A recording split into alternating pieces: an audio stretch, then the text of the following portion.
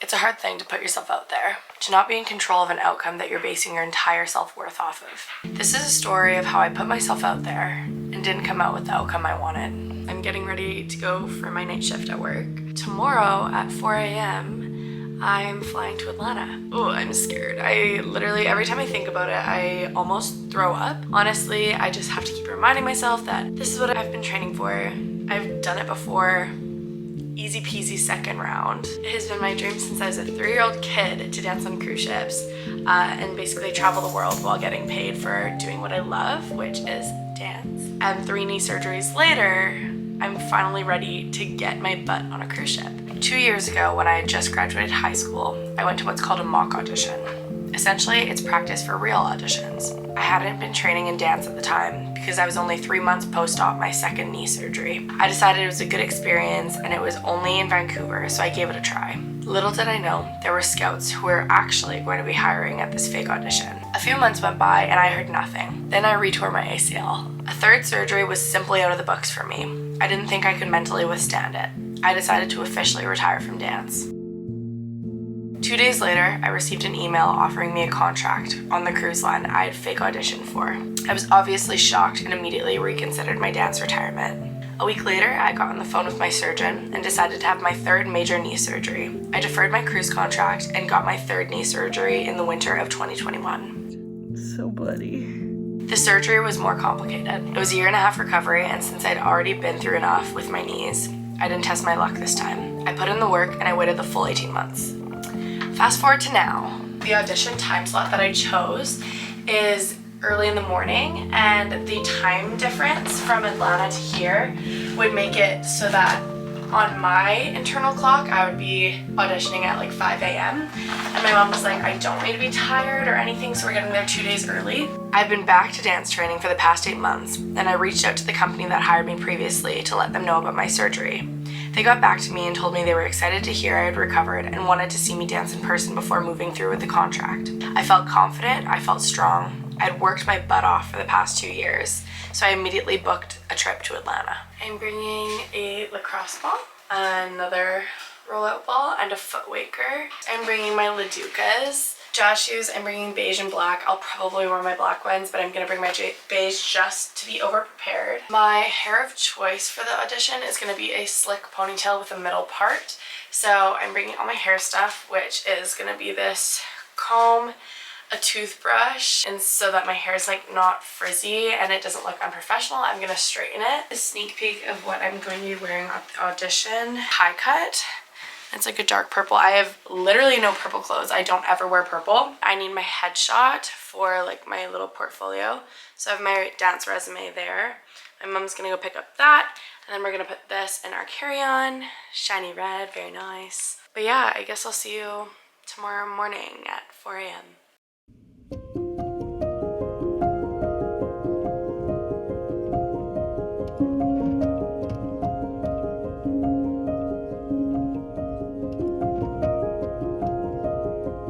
Good morning, everyone. Today is the day we go to Atlanta. It's currently 5 a.m.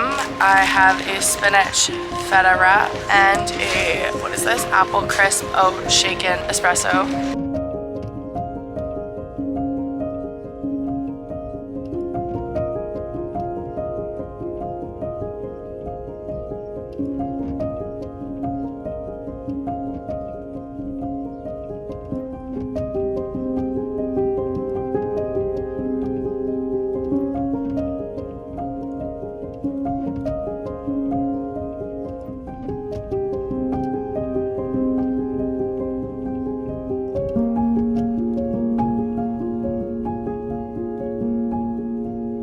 We got to Atlanta 2 days early. We are officially in Atlanta, Georgia. Yay!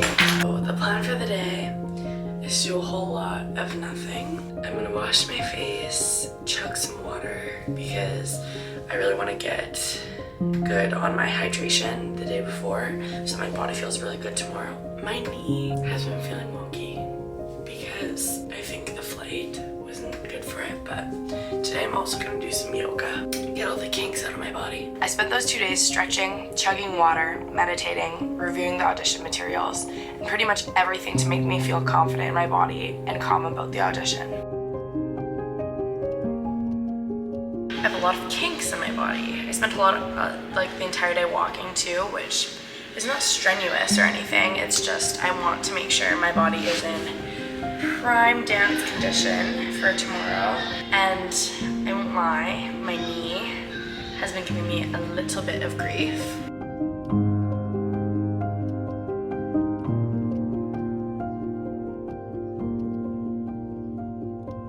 I've done my shakeout. Mom is all ready for bed. I'll see you at 7:30 tomorrow. But when I got back to the hotel room, I felt anxious to the point of throwing up. I wanted to get my thoughts out, so I threw on a face mask and I started writing a little journal prompt. This is what I wrote. I'm writing this the night before I go into an audition for a cruise line. I'm anxious. It feels like the weight of the world is sitting on my chest right now. There's a lot of emotion and expectation that goes hand in hand with tomorrow. I've traveled to a different country for a 1 hour time slot where I need to prove that I am just as good as I was at 18 years old. I know it's a bigger feeling in my head, but this feels like every cent my parents have ever invested in me, every private my dance teachers spent with me, every hour I worked in the studio is reliant on this moment in time. I think my childhood fear of disappointing everyone around me is creeping back in and sitting with me for the weekend. I feel hopeful, but that makes things 10 times scarier because if I'm hopeful and I don't make it, I'll be crushed. But I have to remember that I'm resilient. 3 knee surgeries ago, I could have given up. 3 knee surgeries ago, I could have decided I was never going to dance again.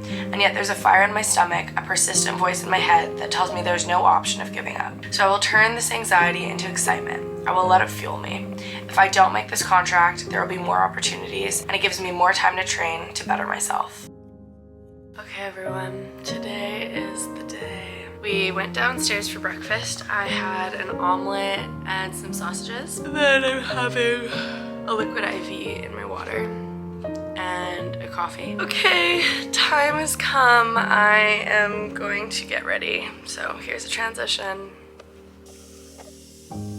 Okay, I'm ready. This is the makeup look, and this is the audition outfit. Black leggings, Lululemon, what the heck is this? Lululemon top. I will see you after the audition. I showed up 2 hours early to do a full warm-up.